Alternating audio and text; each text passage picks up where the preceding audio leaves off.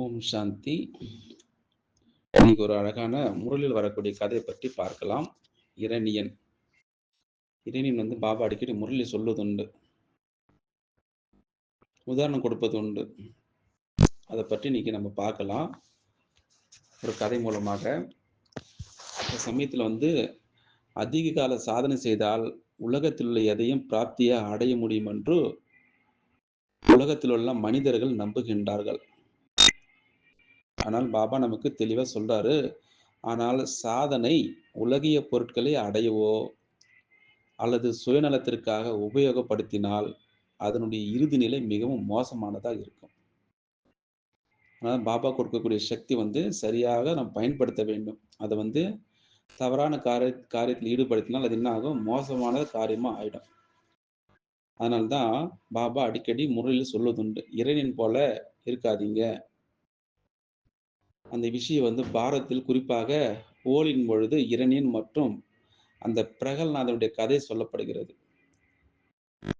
ஹோலி என்பது ஒரு ரங்கோலி, அது வர்ணத்தினுடைய பண்டிகை ஆகும்.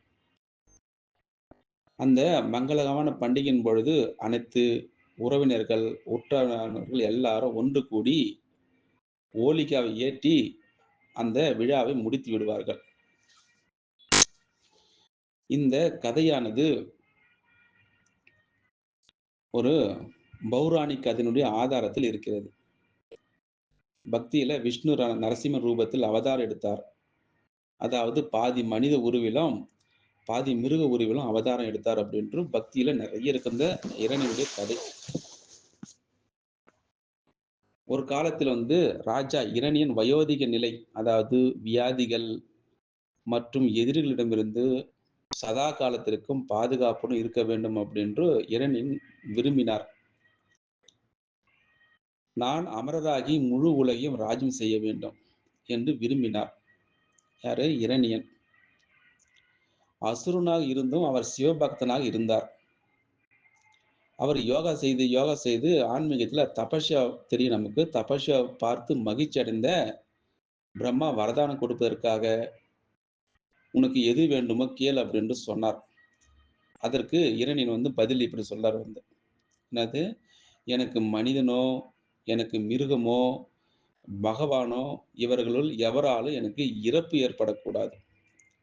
அதே போல நான் உள்ளே இறக்கக்கூடாது, வெளியிலும் இறக்கக்கூடாது.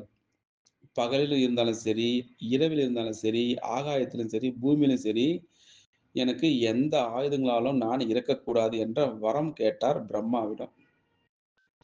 அப்போ பிரம்மா மகிழ்ச்சி அடைந்து வரதானத்தை கொடுத்து விட்டார்.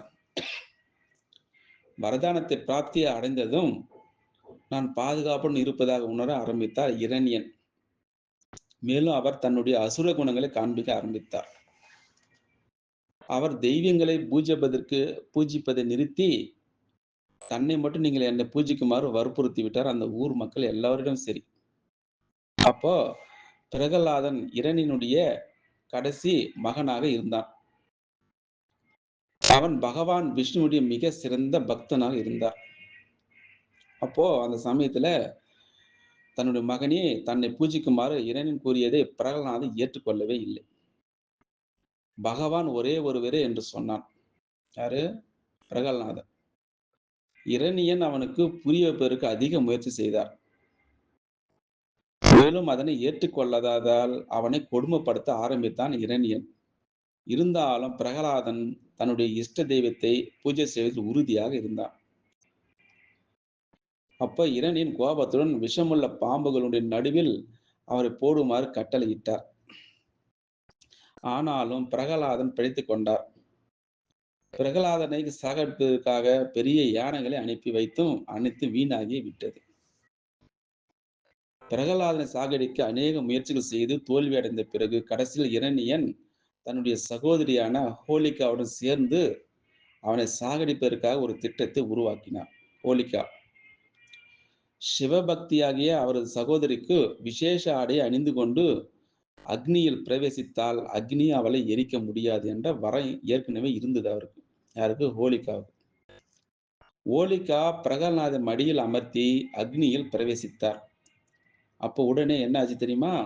ஹோலிகா தான் அணிந்திருந்த விசேஷமான ஆடைகளை அவளது தேகத்திலிருந்து நீக்கி பிரகலாதனை சுற்றி கொண்டது. அப்போ ஹோலிகா அக்னியால் எரிந்து விட்டாள். அப்போ பிரகலாதன் பிழைத்துக் கொண்டான். அப்பவும் தப்பித்து விட்டான் பிரகலாதன். மிகவும் கோபத்தில் இருந்த இரணியன் தனது மகனிடத்தில் உனது பகவான் இருக்கிறார் என்றால் எனக்கு காண்பிக்க முடியுமா? நான் அவரை சாகடித்து விடுவேன் என்று கூறி தன்னுடைய ஆயுதத்தினால் தூணை உடைத்தார். அதே நேரத்தில் விஷ்ணு பகவான் அந்த தூணிலிருந்து நரசிம்ம அவதாரத்தில் பாதி மனிதனாக பாதி மிருக ரூபத்தில் வெளிவந்தார் பகவான். அது மாலை நேரமாக இருந்தது. அதாவது அந்த நேரம் பகலும் இல்லை, இரவும் இல்லை. அதாவது பகலும் இரவும் சந்திக்கக்கூடிய சங்கமாக இருந்தது. இறைவனை நரசிம்மன் தனது மடியில் வைத்து தன்னுடைய நகங்களினால் அவரது வயிற்றை கிழித்தார். ஏற்கனவே வரம் வாங்கியிருந்தார் இல்லையா, யாராலும் எனக்கு தொந்தரவு வரக்கூடாது, நான் உயிர் போகக்கூடாதுன்னு. அந்த பிரம்மாவுடைய வரத்தை போன்றே இறைவனுடைய முடிவு ஏற்பட்டது. இதுதான் பாபா முரளியில் அடிக்கடி சொல்வதுண்டு. இறைவன் பற்றி அதில் பேர் இருக்காதீங்க அப்படின்னு சொல்லிட்டு. விகாரம் என்பது காமம், கோபம், பேராசை, பற்று, அகங்காரம், பொறாமை என்ற அசுரன் இந்த சங்கமுகத்தில், அதாவது கல்யாணக்காரி சங்கமுகத்தில் அழிவது இந்த கதையினுடைய பொருளாகும். அதே போல இது கலியுகத்தின் நேரமும் கிடையாது, சத்தியுகத்தின் நேரம் கிடையாது. நாம் ஏற்கனவே பார்த்த போல ஹோலி அன்று ஒரு நூலில் ரொட்டிகளை கட்டி அதனை நெருப்பில் போடுவார்கள். ரொட்டி வெந்துவிடும், ஆனால் நூல் பாதுகாப்புடன் இருக்கும். இந்த பழைய உலகம் விநாசம் ஆகும், ஆனால் பிரகலாதன் அதாவது அழிவற்ற ஆத்மா பாதுகாப்புன்னு இருக்கும் என்பதை இந்த கதை உணர்த்துகிறது. அப்போ இறைவன் என்பது யாரு? தேகமானம். பிரகலாதன் என்பது ஆத்மா. அதே போன்று ஹோலி அன்று அந்த விழாக்களில் நெருப்பை உருவாக்கி அதில் அனைத்து பழைய பொருட்களை எரித்து விடுகிறார்கள். இது சதா காலத்திற்கும் அசத்தியத்தின் மீது சக்தி வெற்றி பெறுவதனுடைய அடையாளம் ஆகும். பரமாத்மா சிவன் இந்த பழைய உலகில் விகாரங்களை தூரமாக்குவதுதான் நரசிம்மனுடைய அடையாளமாகும். சிவனுடைய புத்திரனாகிய ஆத்மாவிற்கு உற்றார் உறவினர்களுடைய மூலம் தவறான செயல்கள் செய்ய நிர்பந்தப்பட்டாலும் அதனுடைய பாதிப்பில் வராமல் கடைசி வரை விகாரங்களை ஏற்றுக்கொள்ளாமல் இருப்பதுதான் இந்த பிரகல்நாதனுடைய உதாரணமாகும். அதான் பாபா இரண்யன் பற்றி அது போல இருக்காதீங்க அப்படின்று சொல்லியிருக்கின்றார். அச்சா. ஓம் சாந்தி. ஓம் சாந்தி. இன்னைக்கு ஒரு அழகான முரளில் வரக்கூடிய கதையை பற்றி பார்க்கலாம். இரணியன் பாபா அடிக்கடி முரளி சொல்வதுண்டு, உதாரணம் கொடுப்பது உண்டு. அதை பற்றி இன்னைக்கு நம்ம பார்க்கலாம் ஒரு கதை மூலமாக. இந்த சமயத்தில் அதிக கால சாதனை செய்தால் உலகத்தில் உள்ள எதையும் பிராப்தியை அடைய முடியும் என்று உலகத்தில் உள்ள மனிதர்கள் நம்புகின்றார்கள். ஆனால் பாபா நமக்கு தெளிவாக சொல்றாரு, ஆனால் சாதனை உலகிய பொருட்களை அடையவோ அல்லது சுயநலத்திற்காக உபயோகப்படுத்தினால் அதனுடைய இறுதி நிலை மிகவும் மோசமானதாக இருக்கும். ஆனால் பாபா கொடுக்கக்கூடிய சக்தி சரியாக நாம் பயன்படுத்த வேண்டும். அதை தவறான காரியத்தில் ஈடுபடுத்தினால் அது என்ன ஆகும்? மோசமான காரியமாக ஆயிடும். அதனால்தான் பாபா அடிக்கடி முறையில் சொல்வதுண்டு, இறைவன் போல இருக்காதீங்க. அந்த விஷயம் பாரதத்தில் குறிப்பாக ஓலின் பொழுது இரணியன் மற்றும் அந்த பிரகல்நாதனுடைய கதை சொல்லப்படுகிறது. ஹோலி என்பது ஒரு ரங்கோலி, அது வர்ணத்தினுடைய பண்டிகை ஆகும். அந்த மங்களகரமான பண்டிகையின் பொழுது அனைத்து உறவினர்கள், உற்றார்கள் எல்லாரும் ஒன்று கூடி ஹோலிகாவை ஏற்றி அந்த விழாவை முடித்து விடுவார்கள். இந்த கதையானது ஒரு பௌராணிக் கதையினுடைய ஆதாரத்தில் இருக்கிறது.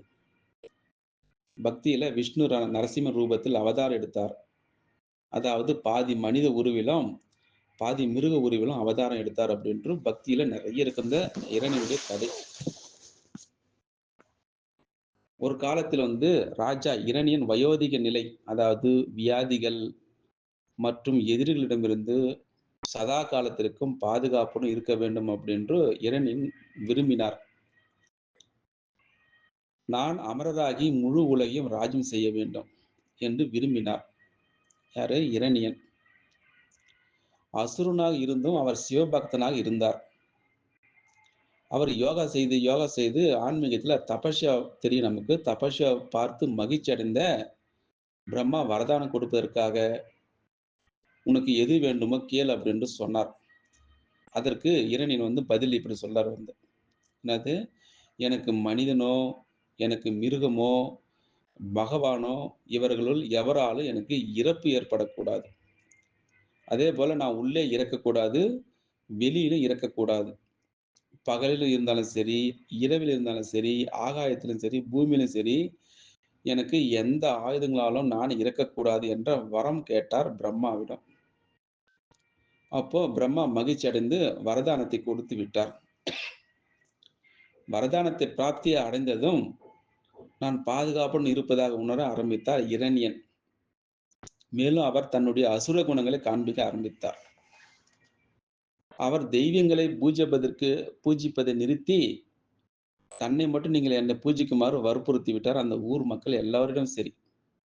அப்போ பிரகலாதன் இரணியனுடைய கடைசி மகனாக இருந்தான்.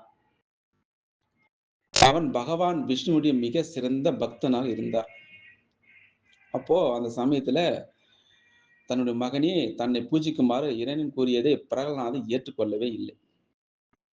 பகவான் ஒரே ஒருவரே